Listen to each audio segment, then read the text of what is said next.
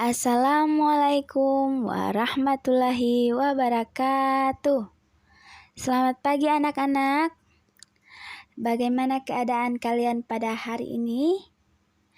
Semoga senantiasa dalam lindungan Allah Subhanahu wa Ta'ala. Nah, berjumpa lagi pada pelajaran sejarah kebudayaan Islam. Oke, pada kesempatan hari ini kita akan mengulas kembali tentang ilmuwan Muslim pada masa Daulah Abbasiyah. Pada kesempatan hari ini kita mengulas ilmuwan Muslim pada masa Daulah Abbasiyah dalam bidang kedokteran.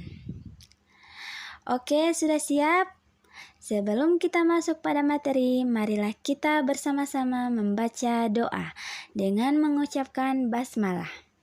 Semoga pembelajaran pada pagi hari ini diberikan kemudahan oleh Allah Subhanahu wa Ta'ala dan kita bisa mengambil hikmah dari pembelajaran yang kita pelajari pada pagi hari ini. Doa dimulai. Bismillahirrahmanirrahim. Untuk ilmuwan pertama di bidang ahli kedokteran yaitu At-Tabari. Nama lengkap Abu Al-Hasan Ali bin Shahraban At-Tabari. Ia lahir di Amol, Tabaristan pada tahun 838 Masehi dan wafat pada tahun 870 Masehi. Selain bidang kedokteran, beliau juga merupakan salah satu psikolog legendaris. Karya-karya Ali At-Tabari diantaranya Firdaus Al-Hikmah merupakan ensiklopedia kesehatan yang memuat di dalamnya tentang obat-obat dan cabang ilmu kesehatan. Kedua, Din Ad-Daulah, yaitu sebuah kisah membahas tentang agama dan negara. Ketiga, Hifzus Sihah, sebuah buku yang menjelaskan cara menjaga kesehatan dan masih banyak lagi. Nah, itu biografi dari Ali Ibnu Rabban At-Tabari.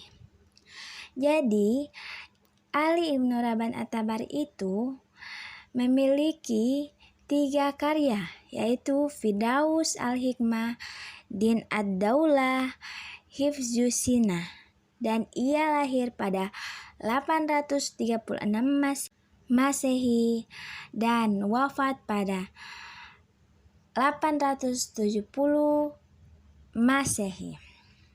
Salah satu murid At-Tabari yaitu yang terkenal adalah Zakaria Ar-Razi. Nah, Ar-Razi juga salah satu ilmuwan kedokteran yang menemu penyakit cacar air dan darah tinggi.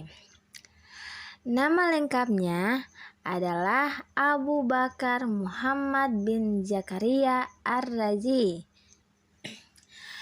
Dia lahir di kota Rai, Deran, ibu kota Iran di Baghdad, pada tahun 865 Masehi dan wafat 925 Masehi. Sebagai bidang kedokteran, beliau juga merupakan seorang filsuf besar pada zamannya. Ar-Razi juga merupakan penulis paling produktif semasa hidupnya. Ia menulis tidak kurang dari 200 karya ilmiah. Di antaranya adalah Al-Hawi, yaitu buku komprehensif. Buku ini dianggap sebagai karya utama Ar-Razi dalam bidang kedokteran. yang pertama kali diterjemahkan ke bahasa Latin oleh seorang dokter Yahudi Sisilia, Fajar bin Salim pada 1279 Masehi. Dan ada juga karya Ar-Razi yaitu Al-Judari wa Hasbah. Buku ini membahas tentang penyakit cacar air, campak, dan bisul, serta dipandang sebagai mahkota dalam literatur ilmu kedokteran. Buku ini pertama kali diterjemahkan ke dalam bahasa Latin di Venesia pada tahun 1565 Masehi. Nah, yang ketiga, Sir Al-Azhar. Di buku tentang farmakologi ini, ia membagi obat-obatan dalam kategori mineral, vegetal, atau disebut botanis, dan biologis, serta masing-masing diurai analisis fungsionalnya. Keempat, air raksa. Hg. Pertama yang melakukan diagnosa hipertensi. Nah, jadi itu biografi dari ilmuwan kedokteran Ar-Razi. Nah, ilmuwan ketiga di bidang ahli kedokteran yaitu ada juga Ibnu Sina. Nama lengkap Ibnu Sina yaitu Abu Ali Al-Husain bin Abdullah bin Ali bin Sina. Di barat dikenal dengan nama Avicenna. Lahir di Ifsina, Bukhara, sekarang Uzbekistan pada tahun 980 Masehi. Wafat 1037 Masehi. Selain bidang kedokteran, beliau juga ahli bidang filsafat, psikologi, politik, dan sebagainya.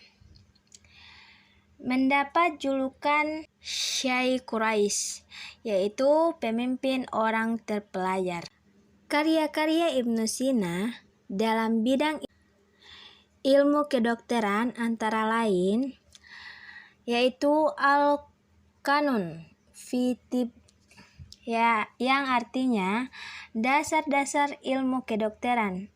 Buku ini berabad-abad telah menjadi buku yang menguasai dunia pengobatan di Eropa dan menjadi buku sumber kedokteran di Prancis. Di dalam buku ini menjelaskan tentang pembengkakan pada paru-paru dan mengenai potensi penularan wabah penyakit saluran pernapasan, asma, dan TBC melalui pernafasan dan penyebaran berbagai penyakit melalui udara dan air. Obat-obat yang disebut dalam buku ini tidak kurang dari 760 macam obat untuk beragam penyakit. Yang kedua, As-Sifah, berisi tentang cara pengobatan termasuk tentang pengobatan penyakit saraf. Ibnu Sina juga lebih suka tindakan preventif daripada kuratif, yang selalu menguatkan aspek rohani dan jasmani pasien dalam pengobatannya. Dalam pandangannya, makanan, minuman, temperatur, polusi udara, limbah, keseimbangan, pikiran, dan gerak tubuh mempunyai pengaruh terhadap kesehatan manusia. Nah, jadi itu biografi dari Ibnu Sina.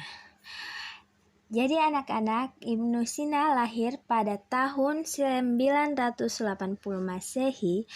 Oke, baik anak-anak, sampai di sini dulu pembelajaran kita pada pagi hari ini. Insya Allah kita akan lanjut ke materi berikutnya pekan depan. Marilah kita menutup pembelajaran pada pagi hari ini dengan mengucapkan hamdalah. Alhamdulillahirabbil alamin. Assalamualaikum warahmatullahi wabarakatuh.